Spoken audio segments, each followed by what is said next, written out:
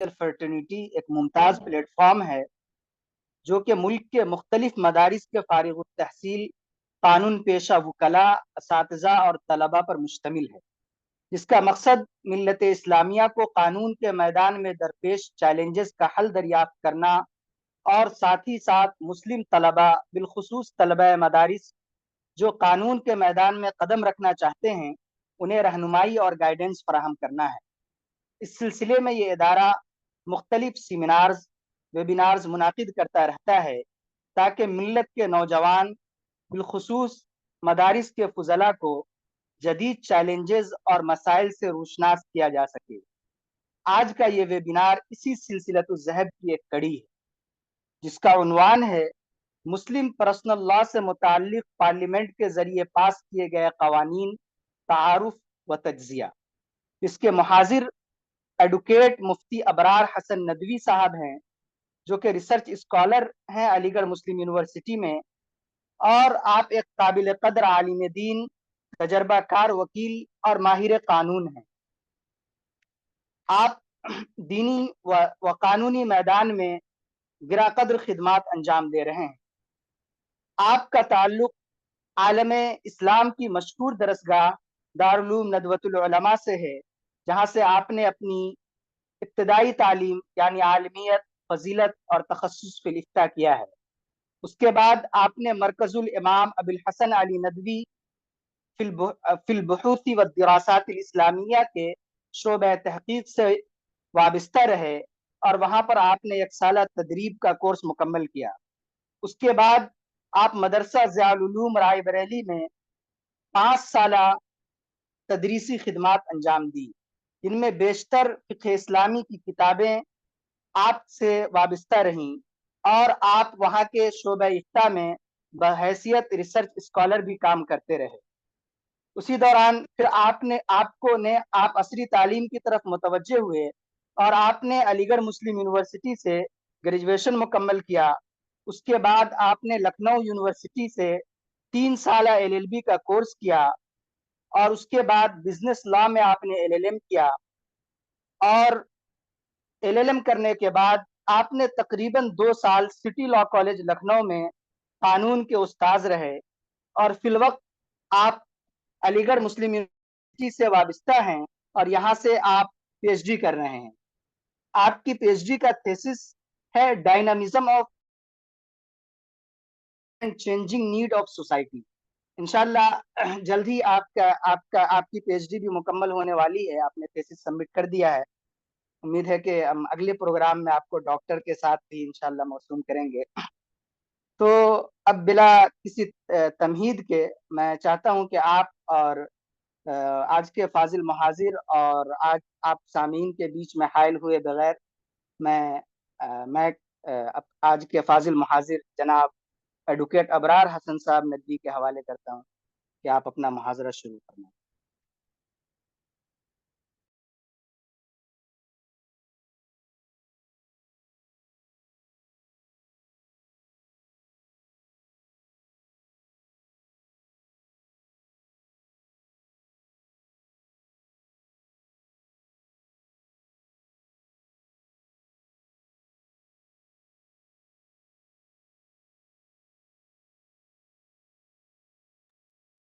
मौलाना unmute करें। जी, अस्सलामु अलैकुम वरहमतुल्लाहि वबरकातुहू। मेरी आवाज़ आ रही है आप लोगों को? वालेकुम अस्सलाम वरहमतुल्लाह। जी आपकी आवाज़ आ रही है। कमेंट सेक्शन में जो हाजरीन हैं उनमें से भी कोई एक दो लोग कम से कम बता दें कि आवाज़ सही से आ रही है, ताकि गुफ्तगू शुरू की जा सके। वक्त भी ज़्यादा हो चुका है और इंशाल्लाह 9:40 पर उम्मीद है कि हमारा ये प्रोग्राम ख़त्म हो जाएगा।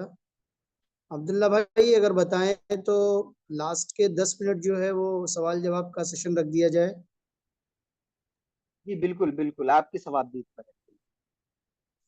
ठीक है, तो इंशाल्लाह 9:30 तक मुहाजरा है और 9:10 जो है जवाब के लिए।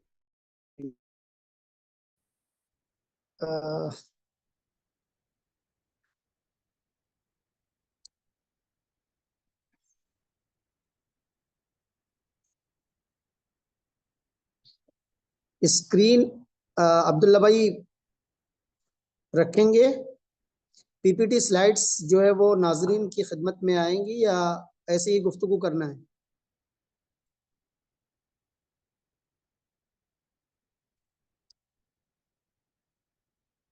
अपना ही अनलोड कर रखा है बस।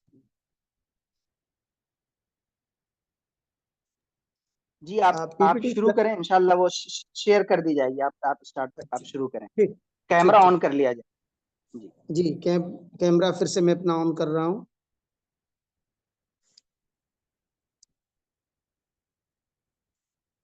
आपने ऑफ कर रखा है उधर से? कैमरा मेरा ऑफ कर रखा है आपने? परमिट तो करिए।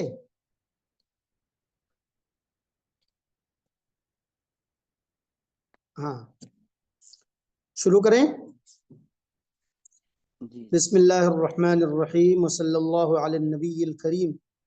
अल्लाहुम्मा अन्फ़अना बिमा अल्लमतना व अल्लिमना मा यनफ़अुना व ज़िदना इल्मा वल्हम्दुलिल्लाहि अला कुल्लि हाल।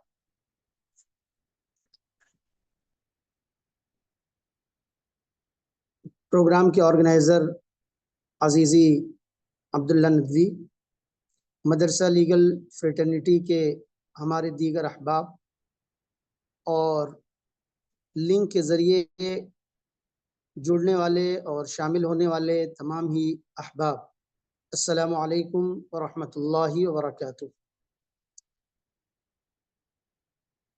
एक मुद्दत से अब्दुल्ला भाई की तरफ से ये फरमाइश थी और हुक्म था कि मैं टाइम निकालूं और कुछ किसी ख़ास मौजू पे और ख़ास तौर पर मुस्लिम पर्सनल लॉ से मुतल्लिक़ किसी मौजू पे गुफ्तगू की जाए। मेरी अपनी मशगूलियात थी, पीएचडी में जब तक मशगूल रहा तो माजरत करता रहा, लेकिन अल्लाह का शुक्र है कि थोड़ी सी फरागत हुई है तो हुक्म की तामील में एक मौजू है, उसके तहत इंशाअल्लाह कुछ बातें अर्ज़ करने की कोशिश जाए। दुआ फरमाए अल्लाह से हक कहने की और सही सुनने समझ और अमल, अल्लाह फरमाए और हमारे इस प्लेटफॉर्म को जो प्लेटफॉर्म में अल्लाह ज़्यादा मुफीद और नाफ़िअ फरमाए। आज का जो मौजू है वो है हिंदुस्तानी पार्लियामेंट के ज़रिए मुस्लिम पर्सनल लॉ से मुताल्लिक़ पास किए गए कवानीन का तारुफ और तज्ज़िया। थोड़ा सा तारीख़ी पस मंज़र बहुत कम वक्त में मैं पेश करता मुफ्ती हूँ। साहब, आपकी आवाज नहीं आ रही। एक मिनट, एक मिनट, एक मिनट, फिर से। जी, आवाज आ रही है अब्दुल्ला भाई? आवाज आ रही है?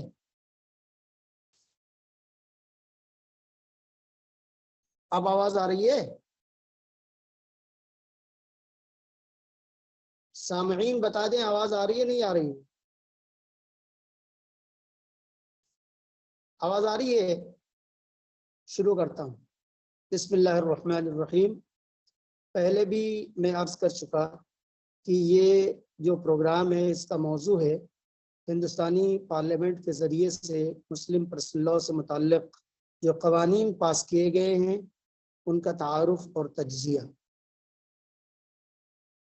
मुस्लिम पर्सनल लॉ का लफ्ज़ आता है, सबसे पहले हम पर्सनल लॉ की बात कर लें। इंसान के पास दो चीज़ें सबसे ज़्यादा कीमती हैं और उससे मुताल्लिक़ हैं। एक चीज़ तो है इंसान की अपनी ज़ात, उसका वजूद, और एक चीज़ है इंसान की जायदाद और उसकी प्रॉपर्टी। इंसान की जो जायदाद और प्रॉपर्टी है उससे मुताल्लिक़ क़वानीन हैं, लेकिन अलहदा हैं। इंसान की अपनी ज़ात से मुताल्लिक़ जो क़वानीन हैं उनको बसा औक़ात पर्सन से पर्सनल लॉ कह दिया जाता है। इसके ताल्लुक़ से एक बात और भी कही जाती है कि पर्सनल लॉ बेसिकली ये है कि इंसान की अपनी जो ज़ाती ज़िंदगी है उससे मुताल्लिक़ जो क़वानीन हैं उन्हें पर्सनल लॉ कहा जाता है।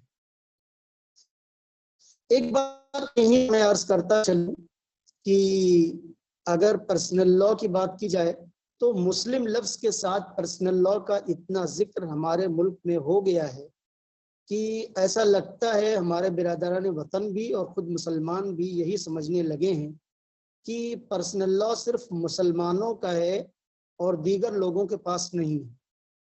दूसरी चीज ये समझी जाती है कि हुकूमत ने पर्सनल लॉ की इजाजत दे दी तो गोया कि ये मुसलमानों के साथ खुसूसी करम का मामला किया। लफ्ज करम विद इन इन्वर्टेड कॉमास में है। कोई मर्सी है, कोई रहम है मुसलमानों के साथ।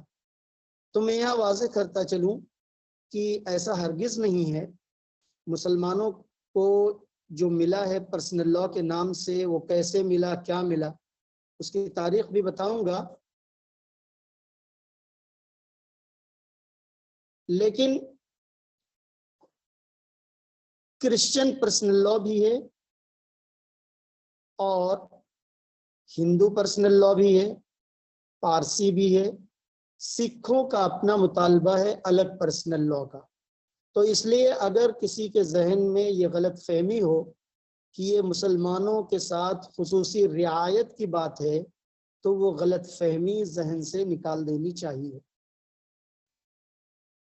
पर्सनल लॉ के ताल्लुक से एक दो बातें और।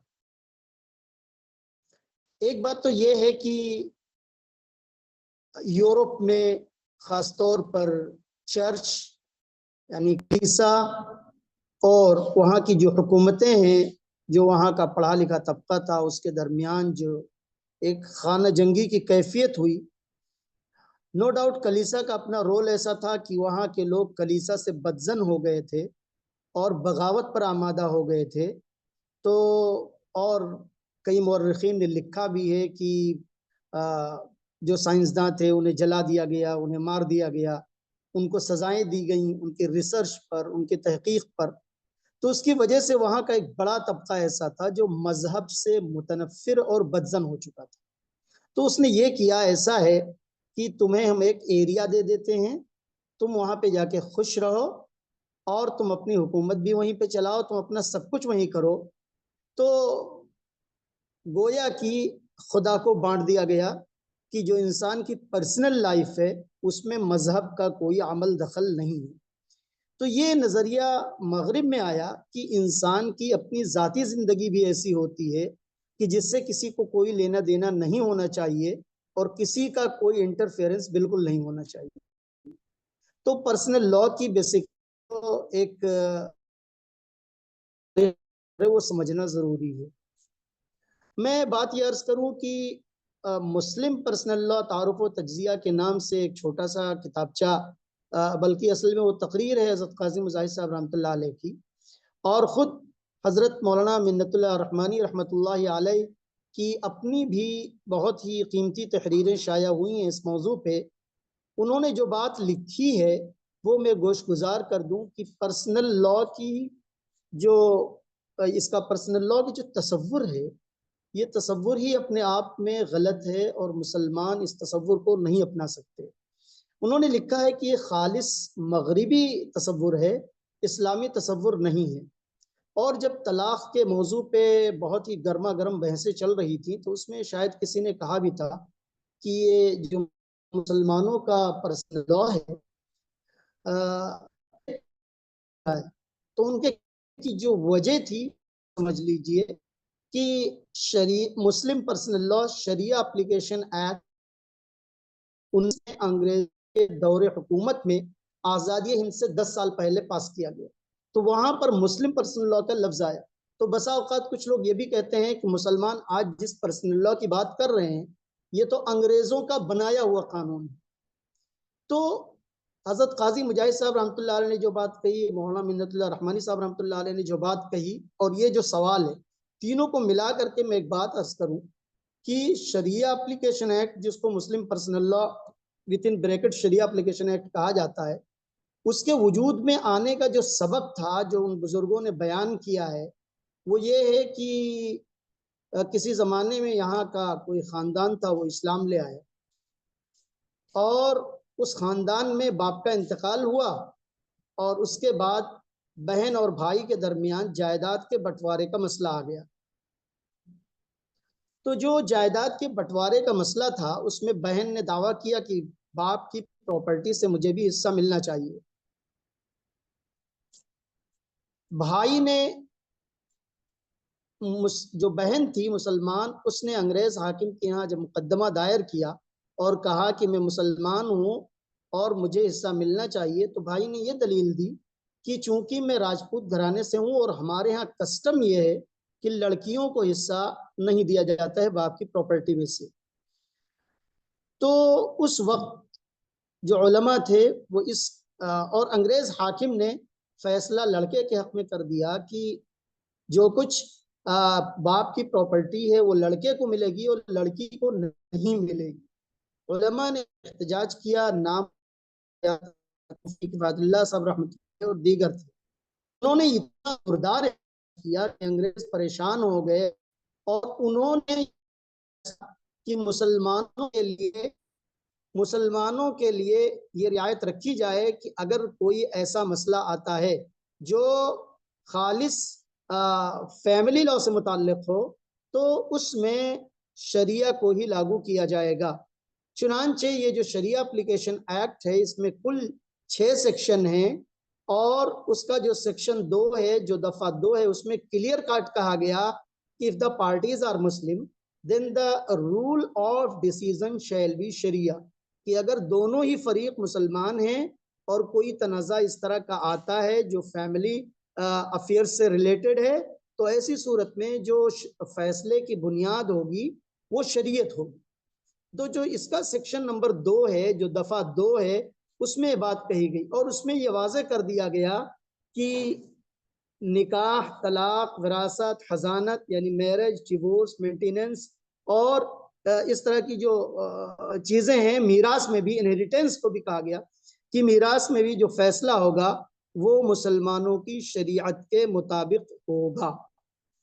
तो ये जो यहाँ पर मुस्लिम पर्सनल लॉ शरिया एप्लीकेशन एक्ट पारित हुआ तो उसकी वजह से लोगों को गलतफहमी हो गई और आज भी हमारे इस प्रोग्राम में शरीक हैं अक्सर हमारे लीगल मदरसा लीगल फ्रेटर्निटी के अहबाब, वो जानते हैं कि आज भी हिंदुस्तानी यूनिवर्सिटीज़ में फैमिली लॉ जो पढ़ाया जाता है उसमें मुस्लिम लॉ और हिंदू लॉ जो पढ़ाया जाता है, तो जो फैमिली लॉ का वो चैप्टर जो मुस्लिम लॉ जो मुसलमानों से मुताल्लिक है उसको मुस्लिम लॉ कहा जाता है।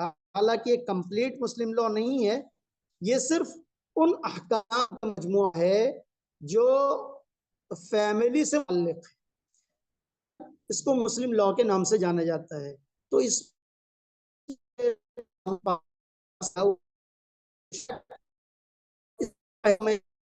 कि अंग्रेज जब यहाँ पर अंग्रेजों ने हुकूमत संभाली और उनको यहाँ पर फैसला करना हुआ तो बेसिकली वो ताजिर थे, ताजिरों को तमीज़ भी नहीं थी, ना हिंदुस्तान की वो बहुत ज़्यादा तहजीब से वाकिफ़ थे, ना यहाँ के मज़ाहिब से वाकिफ़ थे, तो बसा औकात बड़े गलत गलत फैसले करते थे।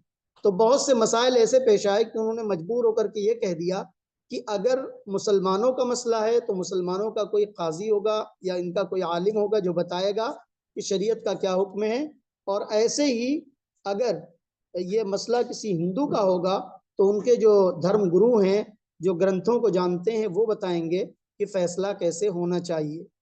तो ये जो 1937 का एक्ट है सबसे पहले जब आया तो उसमें गोया कि ये तय कर दिया गया कि मुसलमानों के ताल्लुक से जो भी फैसला होगा इन उमूर में उसको शरीयत के मुताबिक ही डिसाइड किया जाएगा। इसके बाद अंग्रेजों ने दूसरा कानून बनाया 1939 में, dissolution of Muslim marriage act, जिसको इंफिसाख निकाह मुस्लिमीन के नाम से जाना जाता है, मुसलमानों के निकाह फस्ख करने का तरीका। एक बात और भी मैं अर्ज कर दूं कि हमारे उलमा के ऊपर एक एतराज़ हमेशा किया जाता है और कहा जाता है, जो कि सिर्फ और सिर्फ प्रोपेगेंडा है, कि उलमा औरतों के मुखालिफ हैं और औरतों को हुकूक नहीं देते हैं। हालांकि अभी मैंने जो तारीख बताई वो साफ साफ तारीख बताती है कि एक मुस्लिम लड़की को उसके बाप की प्रॉपर्टी में से हिस्सा नहीं मिला तो उसकी वजह से मुस्लिम उलमा ने एहतजाज किया और अंग्रेज़ों को मजबूर कर दिया कि वो ये एक्ट पास करें। तो अंग्रेज होशियार थे, वो जानते थे कि किन चीजों पे हाथ नहीं रखना है। बावजूद इसके कि उन्होंने जुल्म किया, सताया, वो गलत थे, लेकिन वो ये जानते थे कि कौन से इश्यूज ऐसे हैं कि जिसको छूने का मतलब भेड़ों के छत्ते पे हाथ डालना है। तो उन्होंने ये एक्ट पास किया। अब 1939 में जो दूसरा एक्ट आया, dissolution of Muslim marriage act, मैं एक बात अर्ज करता चलूं कि फिर मुस्लिम पर्सनल लॉ का मतलब क्या हुआ, या पर्सनल लॉ का मतलब क्या हुआ। तो पर्सनल लॉ का मतलब ये हुआ कि लोगों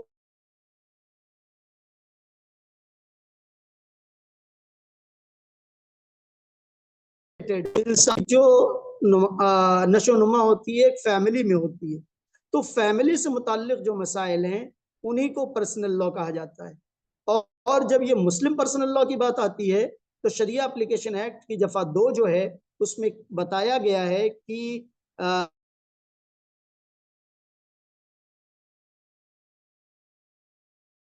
जो उमूर हैं ये सब के सब मुस्लिम पर्सनल लॉ के ज़ैल में आते हैं। कस्टडी है और इसी तरीके से गार्जियनशिप है, ये उमूर भी इसमें आते हैं। दूसरा इशू है वो है dissolution of Muslim marriage act का। 1939 में वो कानून आया, उसमें भी मुस्लिम पर्सनल लॉ बोर्ड के बाद बड़े जिम्मेदारान से इस सिलसिले में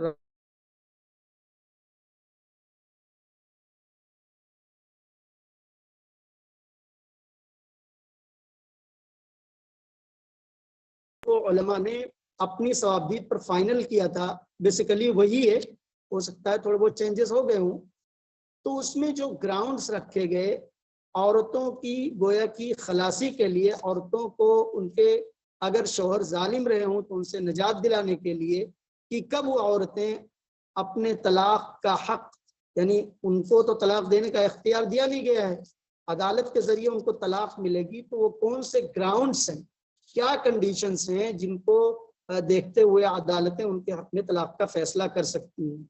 तो जो बुनियादें उसमें फराहम की गई कि एक शौहर है, अगर वो अपनी बीवी को 2 साल तक मेंटेनेंस नहीं देता है, हिंदू मैरिज एक्ट में यही जो ग्राउंड है ये डिजर्शन के अनुमान से है कि पूरे तौर पर वो छोड़ दे।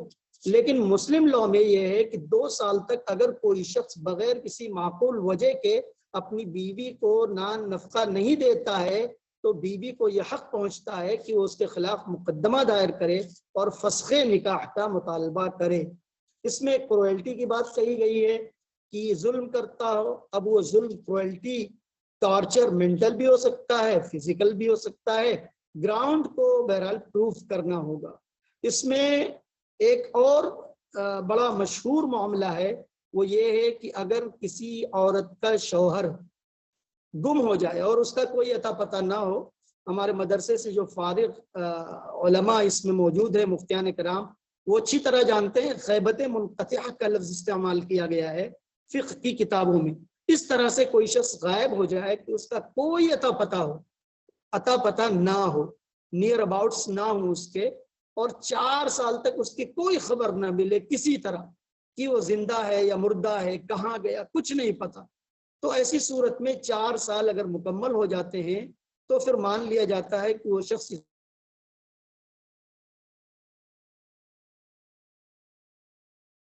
निकाह से अदालतों मतलब दारुल क़ज़ा, और फिर उस सूरत में वो दूसरा निकाह करती है।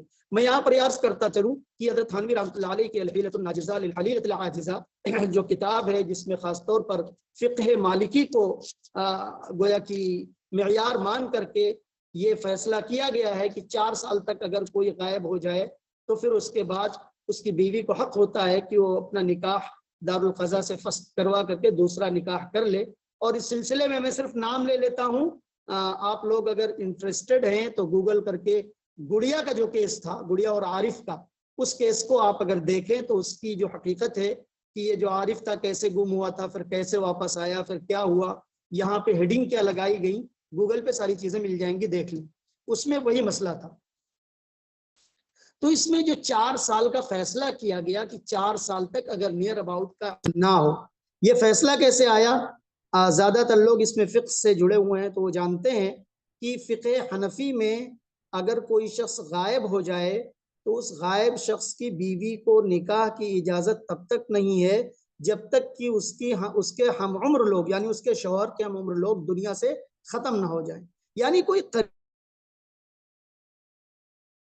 तो मिनन निसा, जिन औरतों का निकाह हो चुका उनसे निकाह करना जायज नहीं है। तो फ़िक़े हनफी का अपना एक उसूल था कि कम से कम उसके शौहर के हम उम्र लोग खत्म हो चुके हों तो ये मान लिया जाए कि अब वो भी खत्म हो चुका होगा। बाज़ फ़ुक़हा ने 100 साल की मुद्दत लिखी, खैर 100 साल के बाद कौन औरत जो है वो दूसरे से निकाह करने जाती है।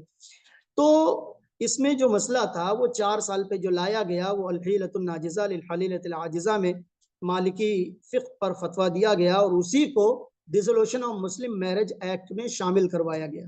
इसमें एक और है प्रोविजन कि अगर कोई शख्स ऐसा है कि जिसको उसके किसी क्राइम की वजह से 7 साल की जेल की सजा हो जाए, फाइनल हो जाए, कन्विक्शन हो जाए, फाइनल उसको जेल में जाए, अपील वगैरह खत्म हो चुकी हो कि अब उसको सजा काटनी ही काट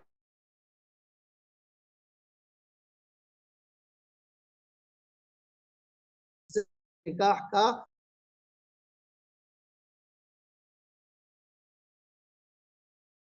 तो ये एक जज्बाती सवाल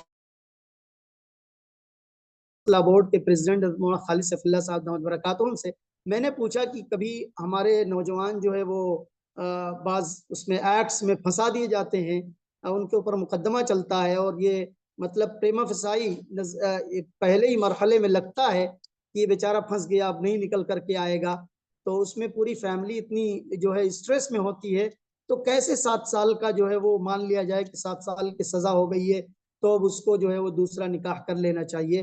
तो मौलाना ने बड़ी शफकत से फरमाया कि देखो अबरार, इसमें मामला ये है जज्बात एक तरफ, लेकिन औरत के अपने हुकूक और औरत का ये समझना कि वो बगैर शौहर के नहीं रह सकती है, ये अपनी जगह पर एक फैक्ट है।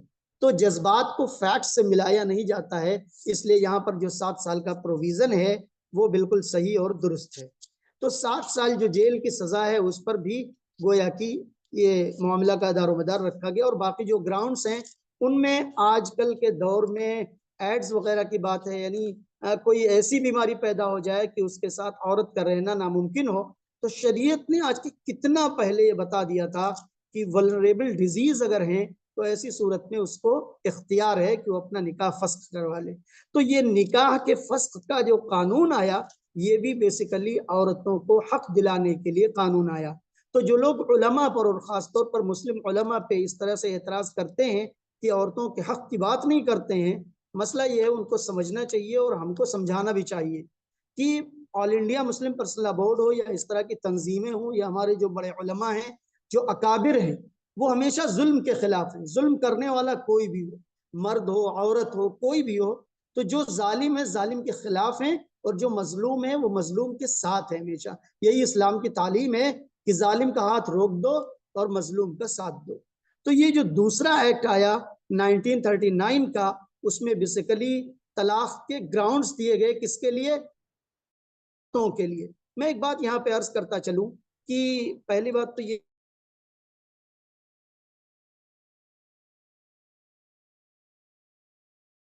इसमें भी तलाक का कोई तस्वुर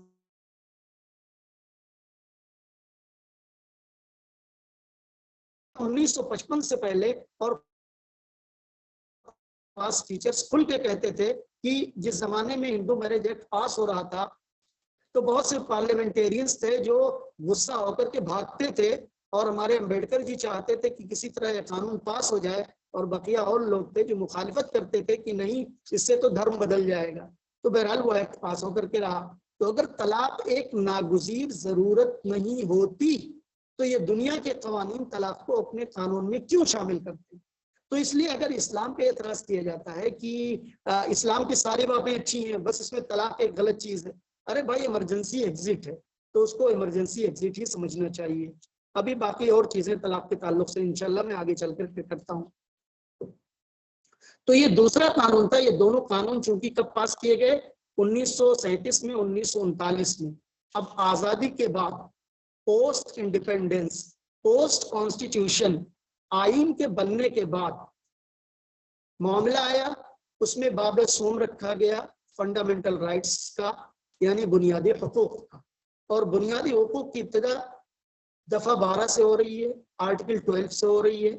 आर्टिकल 12 में तो स्टेट क्या है उसकी तारीफ है, लेकिन आर्टिकल 13 में जो बात कही गई है वो ये है कि चाहे आज़ादी के पहले कोई कानून बनाया गया हो और चाहे आज़ादी के बाद कोई कानून बनाया जाए, अगर वो फंडामेंटल राइट्स जो यहाँ पर दिए जा रहे हैं उनसे टकराता है तो ऐसी सूरत में तनाकुस की हद तक वो गोया कि बातिल होगा। अब वहीं पर दफा 13 में कौन सी चीजें लॉ हैं और कौन सी चीजें लॉ नहीं है, उसकी भी एक बहस की गई है कि कौन सी चीजें इसके झेल में आएंगी और कौन सी चीजें नहीं आएंगी। वो एक तफसीली और थोड़ा सा पेचीदा मौजू है, मैं उसको छोड़ता हूँ।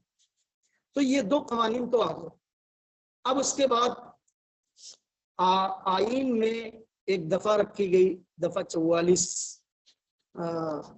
Uniform civil code. इस पे अच्छी खासी बहस भी हुई और लोग सुनते भी रहते हैं, और बाज स्टेट्स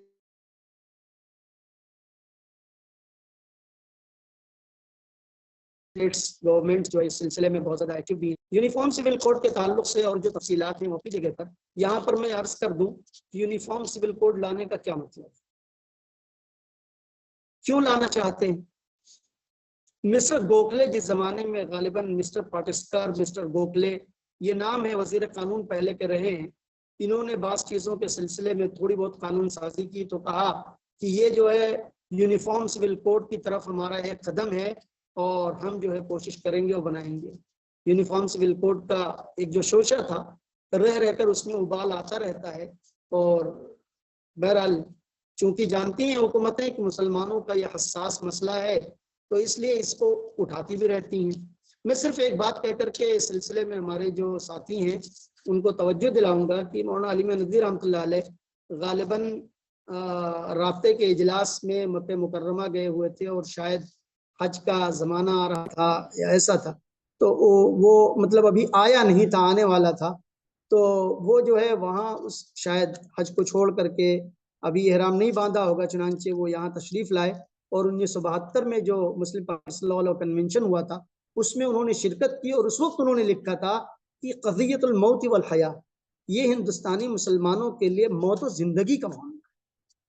तो हसासियत समझनी चाहिए कि हमारा जो मसला है वो ये है कि हराम और हलाल के सिलसिले में हम कंप्रोमाइज नहीं कर सकते। इसलिए हमारे बहुत से भाई और बहुत से सीधे साधे किस्म के हमारे गैर मुस्लिम बिरादरान वतन भी बसा औकात उन लोगों की हमनवाई करने लगते हैं कि जिनके दिलों में फितना और फसाद है।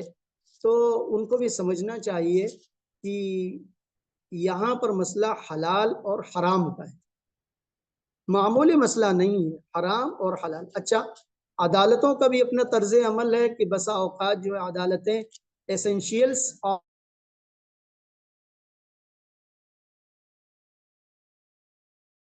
कि मजहब की बुनियादी तालीमात कौन सी हैं कौन सी नहीं है, तो यकीनन कभी वो सही भी फैसला करेंगी और कभी गलत भी करेंगी।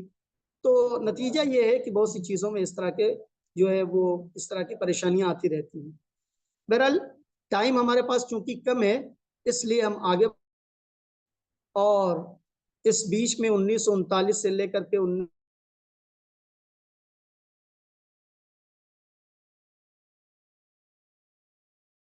एक का मौजू रहा और शाहबानों के सिलसिले में बहुत से लोगों को हकीकतें कम मालूम है कि असल मसला था क्या शाहबानों का। शाहबानों वाले मसले में इतना जानना चाहिए कि शाहबानों की शादी 1932 में हुई थी और उनके ताल्लुक से कहीं पर मैंने मजमून पढ़ा था कि बेचारी जुबान की बहुत तेज थी, और जब औरत जुबान की तेज हो तो मसाइल बहरहाल पैदा होते हैं चाहे जिस घर में बात हो। 1970 में उनके शौहर ने उनको घर से निकाल दिया। तो ये मान के चलिए कि 1932 में अगर शादी हुई, 20-22 साल की उम्र रही होगी, 1970 में निकाला, तो 1932 से 1970 का जो मरहला है अच्छा खासा है, यानी 60 के करीब पहुंच गई होंगी, 60 साल के करीब। इन्होंने क्या किया था कि 1978 में जुडिशियल मजिस्ट्रेट फर्स्ट क्लास के यहाँ अर्जी दी थी कि हमें जो है वो गुजारा दिलाया जाए। अर्जी इन्होंने दी 1978 में अप्रैल में, और 6 नवंबर 1978 को मोहम्मद अहमद खान ने इनको तलाक दे दी। और फिर उसके बाद अगस्त 1989 में मजिस्ट्रेट ने फैसला किया कि इनको 25 रुपए माहाना दिया जाए। 1979 और फिर उसके बाद ये मामला आगे बढ़ा और 1985 में मध्य प्रदेश हाई कोर्ट ने 179 रुपए ही देने का फैसला भी कर दिया। तो ये एक थोड़ा सा 1985 में हाई कोर्ट ने फैसला किया था, चुनांचे मोहम्मद अहमद खान इस फैसले से नाराज थे। वो अपने मसले को लेकर के सुप्रीम कोर्ट पहुंचे और अपील दायर की कि मेरे साथ गलत हो रहा है। यकीनन जब तलाक हो चुकी थी 1978 में, तो फिर उसके बाद वो ये चाहते थे कि अब उनको गुजारा ना देना पड़े और कुछ ना देना पड़े। यहाँ पे मसला आता है,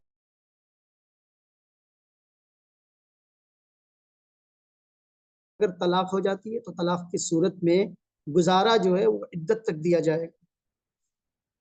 तो ये 1986 वाला जो कानून है, the Muslim women protection of rights on divorce act 1986, इसके पहले जो कुछ हुआ था वो मैंने इसलिए बताया, थोड़ा सा शाबानो केस की मैंने हिस्ट्री इसलिए रख दी कि उसमें एक तो उनका अपना, बहरहाल ये गीबत मैं नहीं समझता, उनकी जो है जिंदगी के ताल्लुक से मजामीन आए और उसमें लिखा गया कि जुबान की तेज थी, इसलिए मैंने बात जिक्र कर दी है। बहरहाल अब जब मसला ये आया कि इद्दत के बाद खर्चा देना पड़ेगा, तो इद्दत के बाद का खर्चा चूंकि कुरान ने नहीं कहा है, इद्दत के बाद का खर्चा इसलिए मुसलमान शोहर नहीं देते हैं। तो ऐसा लगा कि जैसे जितनी भी तलाकशुदा औरतें हैं वो सब की सब बेचारी हैं, उनका कोई पुरसाने हाल नहीं, वो रातें रोडों पर गुजारती हैं, बेचारगी की कैफियत में हैं। इसलिए औरतों को ताउम्र या तो नफका दिया जाए टिल डेथ और टिल री मैरिज, या दूसरी शादी होने तक दिया जाए। तो इस तरह का प्रोविजन चूंकि CRPC मजमूए ज़ाब्ते फौजदारी, हालांकि एक मतलब कानूनी पहलू से थोड़ा सा बारीकी है, लेकिन मैं अर्ज कर दूं कि सब्सटेंटिव लॉ और प्रोसीजरल लॉ में थोड़ा सा डिफरेंस होता है। कानून के तालिब इल्म की हैसियत से इसको मैं देखता हूं कि सब्सटेंटिव लॉ में राइट्स एंड ड्यूटीज की बात की जाती है और प्रोसीजरल लॉ में कानून के निफाज की बात की जाती है। अजीब और गरीब बात है कि section 125 of CRPC to 128, section 125 से 128 तक, वहां पर राइट्स की बात की गई है, प्रोसीजर की बात, राइट्स की बात की गई है कि माँ बाप का खर्चा देना है, ठीक है, बहुत अच्छी बात है, कौन मना करता है। बच्चों का नफका देना है, ठीक है, कौन मना करता है। लेकिन बीवी का नफका देना है टिल री डेथ। तो चूंकि ये कानून आ चुका था 1973 में,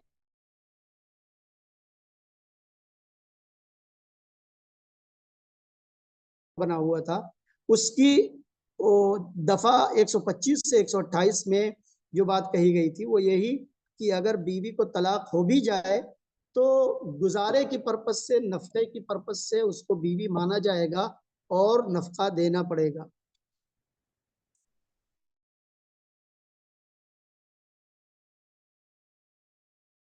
आप थे जो अभी गए, इनके वालिद थे वो, उन्होंने जो फैसला किया कि टिल रिमैरेज टिल डेथ तक दिया जाएगा, उसमें उन्होंने क्या किया कि कुरान करीम की एक आयत है, गालिबन 242 है शायद, उसमें जो नफ्ते का जिक्र नहीं है, मता का लफ्ज इस्तेमाल किया गया है।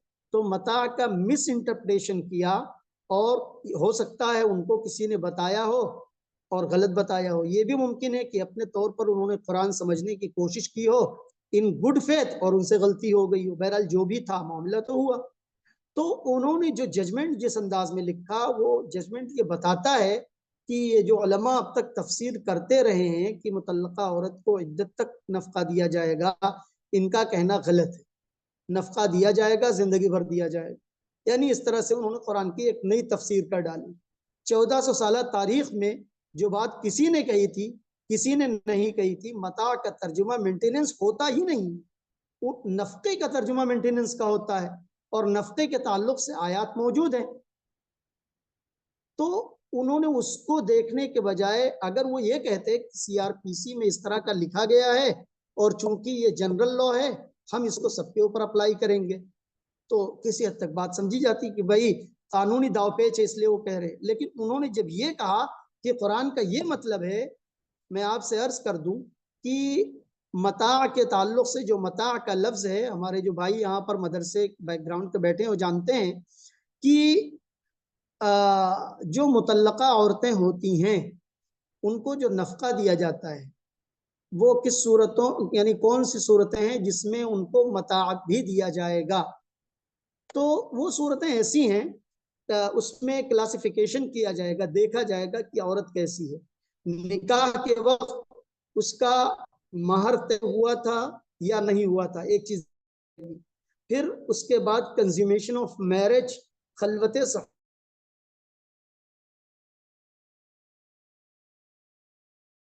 चंद्रचूड़ साहब ने क्या, एक ही शक्ल को सामने रख करके अपना जो फैसला था वो दे दिया। तो कायदा होता है किसी चीज की तशरीह का, तो जो कानून की तशरीह के जवाबित हैं उसमें एक हारमोनियस कॉन्स्ट्रक्शन कहलाता है। हारमोनियस कॉन्स्ट्रक्शन का मतलब ये होता है कि अगर एक ही बात के मुतालिक अलग अलग जगह पर कई बातें कही गई, कॉन्टेक्स्ट बदल रहा है, तो सबको एक साथ मिला करके पढ़ा जाएगा। इसीलिए कभी कभी आप देखते होंगे कि मुजरिम को सजा दी गई ये, लेकिन सिर्फ ये नहीं, रेड विथ, यानी इस सेक्शन को भी मिलाकर इसको समझा जाए। तो अदालतें ये काम करती रही हैं, इसलिए चीफ जस्टिस ऑफ इंडिया से ऐसा ब्लेंडर हो जाए, कम से कम मुझ जैसे कानून के तालिब इल्म की समझ में बात नहीं आती है। बहरहाल हारमोनियस कॉन्स्ट्रक्शन अगर होता तो शायद बात समझ में आ जाती कि फैसला क्या करना चाहिए। लेकिन उन्होंने क्या किया कि वो लिटरल इंटरप्रिटेशन कर दिया, जो लफ्जी ताबीर है, तशरीह है, उसको करते हुए एक जगह की आयत को देखते हुए उन्होंने किया जो तालीमात के खिलाफ था। इसलिए उलमा ने खासतौर पर उसमें एहतजाज किया और शाबानो केस इस तरह बहुत मशहूर हो गया। शाबानो काय को मशहूर होती, इन सारी चीजों की वजह से मशहूर हो गई। बस औकात दुश्मन किसी का इस्तेमाल कर लेता है, वो आदमी उस वक्त तक नहीं पता पाता है जब किसकी मौत ना आने वाली हो। जब कब्र में पैर पहुंच जाता है तो वो सोचता है अरे मेरी वजह से मुसलमानों के कास को नुकसान पहुंच गया। बहरहाल अल्लाह ताला तमाम लोगों को शैतान का आलेकार बनने से बचाए। मुसलमान इस्तेमाल हो जाते हैं, मुसलमान समझ नहीं पाते। तो वो जो फैसला था शाहबानो जो मशहूर है, मैंने इसीलिए उसके ताल्लुक से जो बातें हैं, कई बातें मैंने अर्ज कर दी कि ये तफसीलात जहन में रहे। तो जो फैसला सुप्रीम कोर्ट का आया उसने गोया कि हिंदुस्तान के मुसलमानों में बेचैनी पैदा कर दी। मौलाना अली साहब और कारी तैयब साहब रहमतुल्लाह ये लोग थे बहरहाल, और सारे लोगों ने जो उसमें, या गालिबन कारी तैयब साहब ना रहे हों, उसमें एहतजाज हुआ। और एहतजाज के बाद गोया कि राजीव गांधी की गवर्नमेंट थी उस वक्त, ये बात तय पाई कि जो सुप्रीम कोर्ट के फैसले का गलत असर है उसको खत्म करने के लिए कानून पास किया जाए। चुनांचे राजीव गांधी को मौलाना अली साहब ने खत लिखा था, कारवाने जिंदगी में वो खत मौजूद है किसी जिल्द में, वो पढ़ने के लायक है कि राजीव गांधी को किस तरह मौलाना ने खत लिखा, ईमानी जुरात और हमीयत के साथ और साफगोई के साथ, कि हमें आपसे कोई फायदा और कोई मफाद नहीं चाहिए, लेकिन इस सिलसिले में कानून साजी बेहतर से बेहतर आप कर सकते हैं। चुनांचे the Muslim women protection of rights on divorce act 1986 आया। ये एक्ट आया, इसमें बेसिकली जो बात है वो मेंटेनेंस, लोगों को नफका कैसे दिया जाए और क्या दिया जाए, कब दिया जाए, इसमें एक बात ये कर दी गई जो शरीयत उसूल पीरियड के बाद औरत को जरूरत है और वो अपने आप को मेंटेन नहीं कर पा रही है, तो उसके जो रिलेटिव्स हैं वो नफका देंगे। रिलेटिव्स में अगर बेटे कमाने के लायक हैं तो वो देंगे, बाप मौजूद है, माँ है तो वो देंगे, वो नहीं है तो अदर रिलेटिव्स जिनको अगर ये औरत मालदार होती और इसका इंतकाल होता, इसकी मीरास में उनको हिस्सा मिलता, तो जिस प्रोपोर्शन में हिस्सा मिलता उसी प्रोपोर्शन में उनको इसको नफका देना होगा। अगर ये तीनों चीजें नहीं तो फिर जिस स्टेट में वो रहती है वहां का जो वक्फ बोर्ड है स्टेट का, उसकी जिम्मेदारी होगी कि वो नफका दे। मैंने ये सवाल एक मरतबा बड़े प्रोग्राम में किया था, उसमें कुछ एक्स जजेस भी बैठे हुए थे कि क्या आज तक किसी एक भी केस में ये जो प्रॉपर गाइडलाइन कानून में मौजूद थी इसको फॉलो किया गया, कि मतलब पहले नंबर पे बेटे अगर मौजूद हैं या नहीं मौजूद हैं ये चेक किया जाए, फिर ये चेक किया जाए कि बाप मौजूद है दे सकता है या नहीं दे सकता है, फिर ये चेक किया जाए कि अदर रिलेटिव्स मौजूद हैं या नहीं मौजूद हैं, फिर उसके बाद ये चेक किया जाए कि वहां का वक्फ बोर्ड दे सकता है या नहीं दे सकता है, ये देखा जाए। लेकिन एक भी केस ऐसा नहीं मिलता है कि जिसमें इस बात की तहकीक करवाई गई हो और उसके बाद फैसला किया गया हो। तो बहरहाल करीन इंसाफ ये है कि कानून की किताब में जो चीजें मौजूद हैं कम से कम उसी को फॉलो कर लिया जाए, इंसाफ की बात ये है। लेकिन बहरहाल किया जाता है नहीं किया जाता है, ये तो जो अब तक के फैसले आए हैं वो 1986 के इस एक्ट ने ये बात तय कर दी इद्दत पीरियड के बाद जरूरत है, औलाद कमाने के लायक है तो ये न्यूज देंगे, वो भी नहीं है तो वक्फ बोर्ड देगा, ये चीज रखी गई। लेकिन उसमें एक चीज छोड़ा ने कहा था कि ये ना रखा जाए, वो ये है कि इसके बावजूद अगर कोई मुस्लिम जोड़ा ये चाहता है कि उसको सीआरपीसी की दफा 125 से ही गवर्न किया जाए और उसके मामले का तस्फिया किया जाए और वो अफिडेविट फाइल करता है कोर्ट में कि नहीं हमें शरीयत ने जो ऑप्शन दिया है वो मंजूर नहीं है, हमारा फैसला इसी के तहत होना चाहिए, तब जाकर के फैसला उसके तहत होगा। तो ये जो दफा रखी गई, ये तो जो लोग आमतौर पर अदालतों में जाते हैं उनके सोचने की बात है। मेरे ख्याल से वक्त जो है वो पूरा हो रहा है, बहरहाल बहुत मुख्तसर में करता हूँ। एक तो बातों की तरफ तवज्जो दिला करके, नफके के सिलसिले में अमूमन ये समझा जाता है कि अगर औरत को तलाक दे दी गई, इद्दत गुजर गई किसी वजह से भी सही, तो उसके बाद वो बेचारी हो जाती है। बेचारगी पर किसी इमारत को तामीर करना ये ठीक नहीं है। दूसरी बात ये कि अगर औरत के बच्चे छोटे हैं तो छोटे बच्चे जब तक वो अपने शौहर की बीवी तब तक तो उसको परवरिश का कुछ भी नहीं मिलना था, वो अपने बच्चे को छोटे बच्चे को दूध पिला रही थी उसका भी कुछ नहीं मिलना था। लेकिन अगर तलाक दे दी शौहर ने तो फिर ऐसी सूरत में अगर वो दूध पिलाती है तो बाकायदा उसका मुआवजा ले सकती है। इसी तरीके से बच्चों को अगर वो अपने पास रखेगी, पालेगी, पोसेगी तो उसका भी अलग से मेंटेनेंस उसको शरअन मिलेगा, ये शरीयत कहती है। तो जब तक यानी अगर बेटी है तो बुलूग तक उसके पास रहेगी, 2-3 बच्चे हैं तो 2-3 बच्चों का खर्च उसको मिलेगा।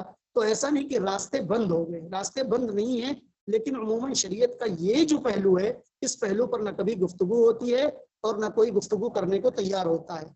तो ये जो 2-3 इश्यूज की तरफ इशारा किया गया कि जो स्कीम खुद उस कानून में 1986 में रखी गई थी उस स्कीम पर अमल किया जाए तो इंसाफ मिल जाएगा। दूसरी सूरत में अगर औरत की औलादें छोटी हैं तो उनको नफा मिलेगा तो वहां से इंसाफ हो जाएगा। लेकिन इन सब बातों पर कभी गौर किया नहीं जाता है, इन बातों पर गौर करने की जरूरत है। टाइम खत्म हो गया है, बल्कि 2 मिनट ज्यादा हो गया है, तो इसलिए मैं जो 2019 में जो कानून आया the Muslim women protection of rights on marriage act, उस पर मैं 2-3 बातें अर्ज कर दी। पहले तो ये कानून जब वहाँ पार्लियामेंट में आया था तो उसकी मुखालिफत हुई और पहली बार में पास नहीं कर पाए लोग, तो इन बेचारों ने ऑर्डिनेंस का सहारा लिया और प्रेसिडेंट साहब के साइन से ऑर्डिनेंस की सूरत में ये कानून लेकर के आए। फिर कभी इंशाल्लाह ऑर्डिनेंस का ये जो फ्रीक्वेंटली यूज या मिस यूज है इस पे गुफ्तगू कर लूंगा। और उस बाद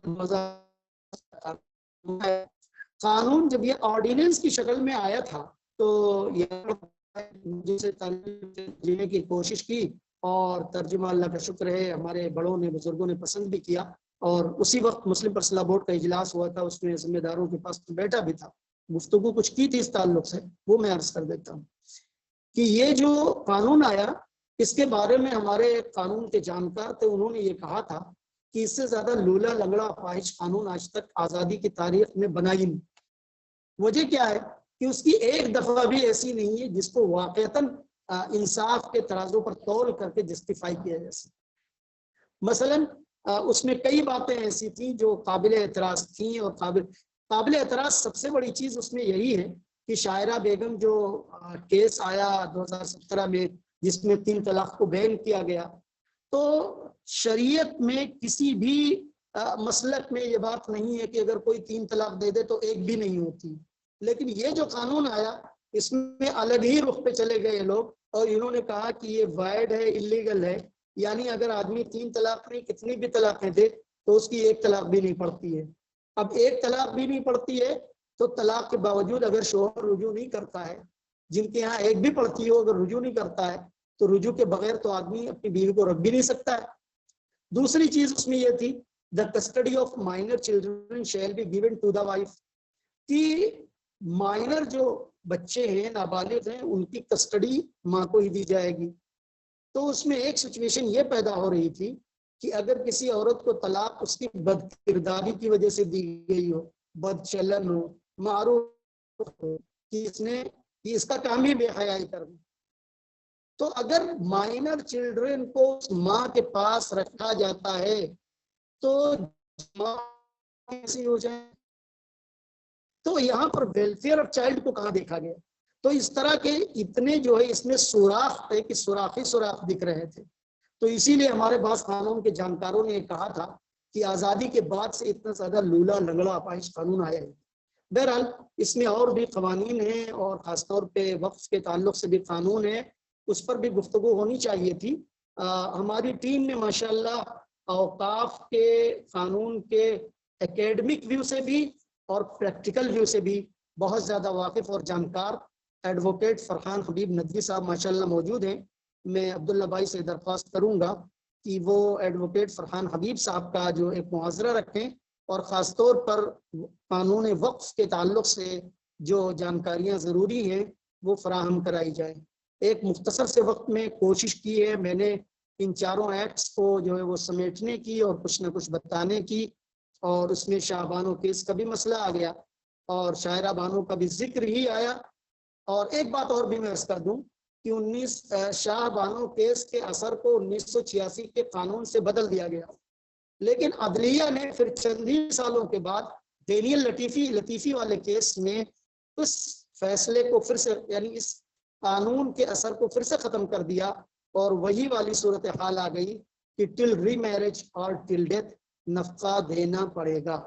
हादा माइंदी वल्लाहु आलम व इल्मुहु अतम व अहकम व सल्लल्लाहु अला नबील करीम।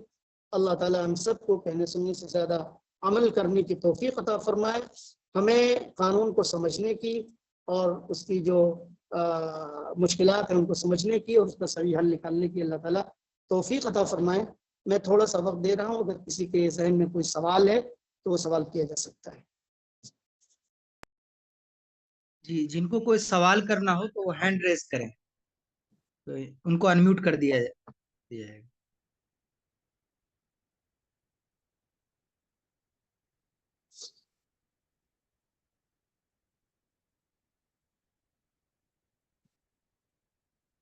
जी, इस ताल्लुक से कोई सवाल हो तो हैंड रेज करें।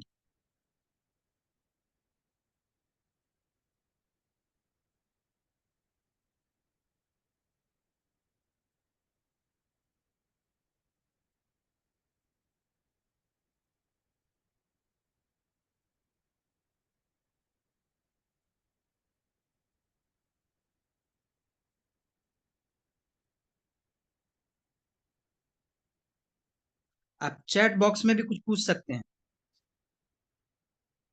वक्फ का मुहाजरा इंशाल्लाह ये अब्दुल्ला भाई तय करेंगे। एडवोकेट फरहान हबीब नदवी साहब मौजूद है माशाल्लाह, वो बताएंगे।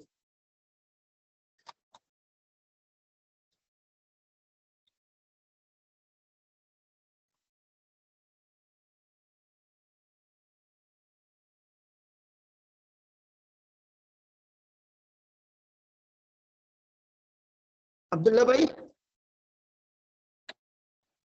अगर इजाजत हो तो सुबहान अल्लाह हिंदी पढ़ ले। सैयद साहब कोई हैंड रेज कर रहे हैं। जी, आपको अनम्यूट कर दिया गया, आप सवाल कर सकते हैं।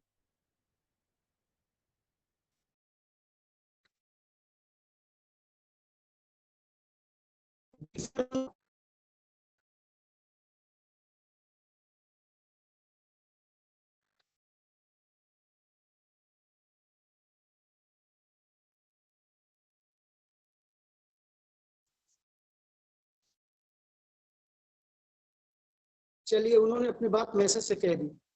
अब्दुल्ला भाई ठीक है, दुआ पढ़ते हैं। अच्छा, कोई क्वेश्चन करेंगे? मुश्ताक बैग साहब हैं जी, जरूर, खुशी होगी।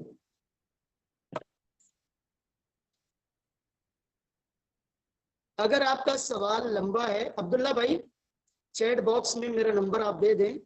अगर हमारे जो भी शुरका हैं, मुसाहिमीन हैं, उनको कुछ समझने की ज़रूरत हो इस मौजू पे, तो वो बाद में भी इंशाअल्लाह राब्ता कर सकते हैं और समझ सकते हैं। अस्सलाम वालेकुम। वालेकुम अस्सलाम रहमतुल्लाह। जी, मेरा नाम मुश्ताक है, मैं मुंबई से बोल रहा हूँ। मुझे जी एक चीज आपसे जाननी थी कि ये जो हाँ यूनिफॉर्म सिविल कोड का डिस्कशन इतना चल रहा है, अगर वो आता हाँ है तो मुस्लिम हाँ। पर्सनल लॉ का क्या एग्जिस्टेंस रह जाएगी? आ, अगर आता है, देखिए ऐसा है कि बहुत सी चीजें जो यूनिफॉर्म सिविल कोड के जरिए वो लाना चाह रहे थे, तो बहुत सी चीजों का तो उन्होंने अपने हिसाब से खात्मा कर ही दिया है।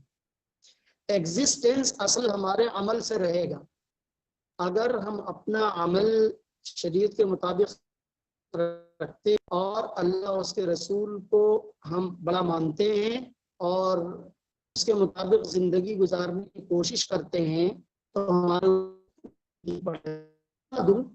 इससे पहले कोई आईएएस अफसर था, वो इत्तेफाक से गोंडा का था, हमारा हमवतन। वो जो है पता नहीं राधे माँ कौन सी माँ बन गया था।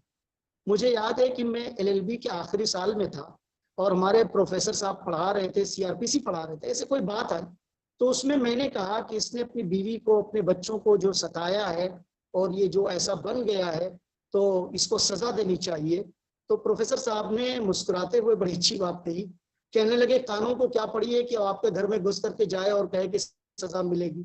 अरे भाई, अगर उसकी बीवी कहती है कि हमें जो है वो इंसाफ चाहिए और ये चाहिए और वो चाहिए, तो कानून देखेगा। लेकिन अगर उसकी बीवी खुद से नहीं पहुंचती है, तो कानून को क्या पड़ी है कि उसके घर में जाए। तो इसलिए मैं एक बात अर्ज करूं कि देखिए ऐसा है कि जो चीजें भी हुकूमत के इख्तियार में आएंगी और आदमी वहां तक पहुंचेगा, तो शरीयत पे अमल करना मुश्किल तो जरूर होगा, लेकिन नामुमकिन नहीं होगा।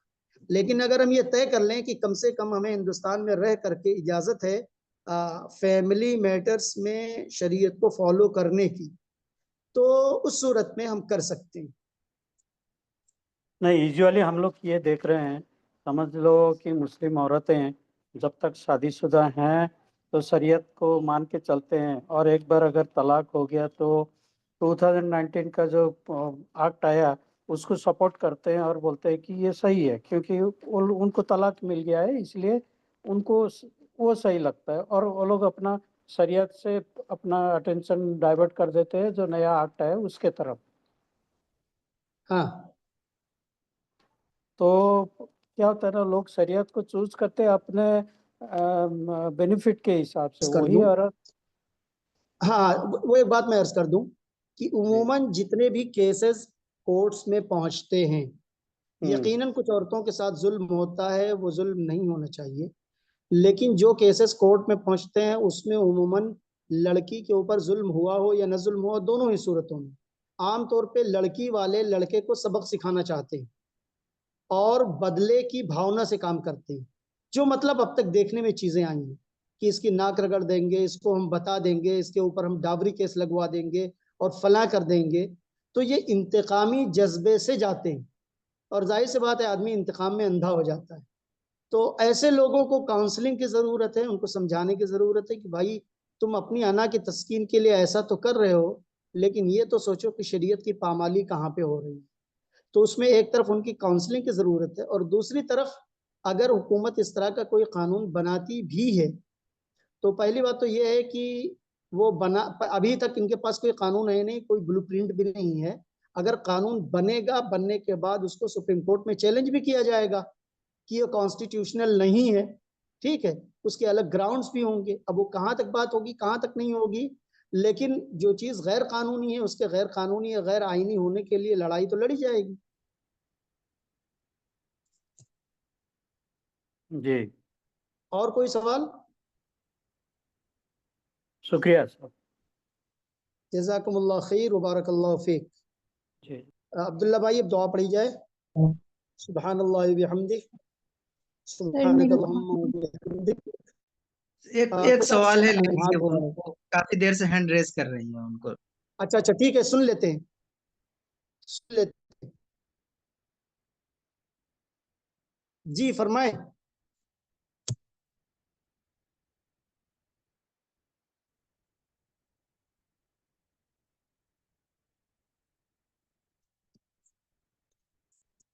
एक बात मैं अर्ज कर दूं, इस बीच में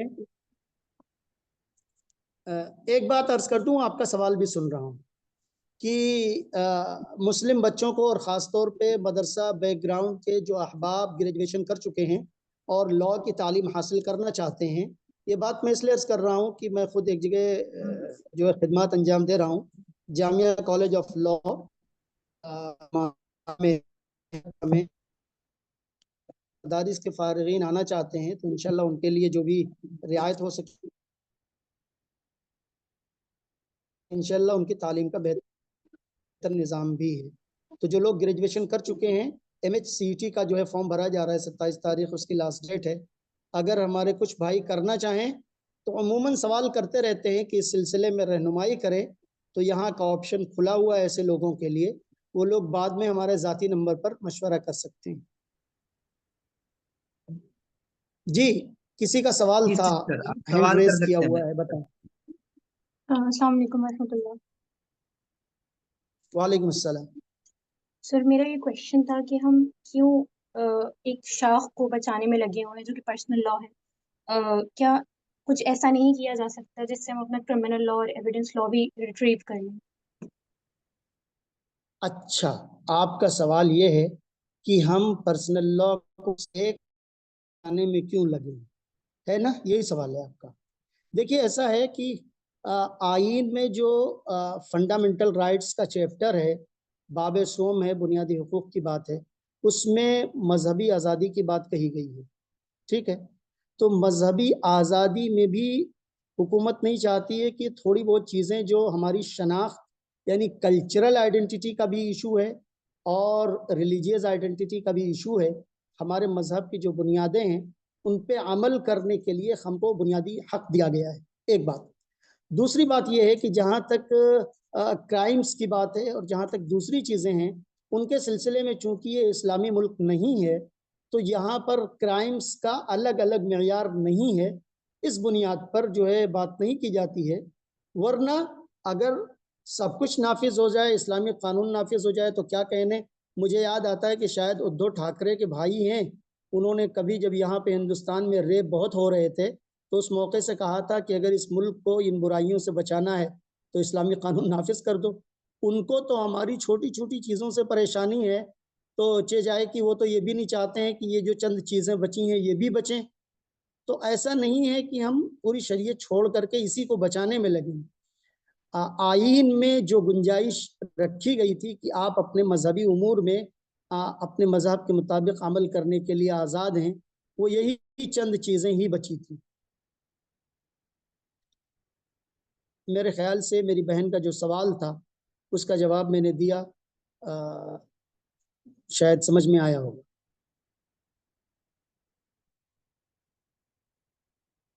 आपके सवाल का जवाब हो गया? आवाज नहीं आ रही क्या? सर अनम्यूट नहीं था। आवाज नहीं आई क्या? सर आ रही है, आ रही है। तो मैंने जो जवाब दिया वो सुना आपने? मुश्किल है। आप बाद में घर में आपके कोई साहब हों तो उनके मोबाइल से फ़ोन करके अगर आपको कुछ समझना है, भाई हूँ या कोई और हूँ, तो उनके मोबाइल से फ़ोन करके आप बाद में इस मसले को समझ लें। इंशाल्लाह तफसील से समझ लें, कोई दिक्कत नहीं। ठीक है? जी सर इंशाल्लाह। हाँ बिल्कुल बिल्कुल ठीक है। अब मेरे ख्याल से बस किया जाए, वक्त अच्छा खासा हो रहा है। सुब्हानल्लाह व बिहम्दिही, सुब्हानकल्लाहुम्मा व बिहम्दिक, नशहदु अल्ला इलाहा इल्ला अंता, नस्तगफिरुका व नतूबु इलैक। सुब्हान रब्बिका रब्बिल इज्जति अम्मा यसिफून व सलामुन अलल मुरसलीन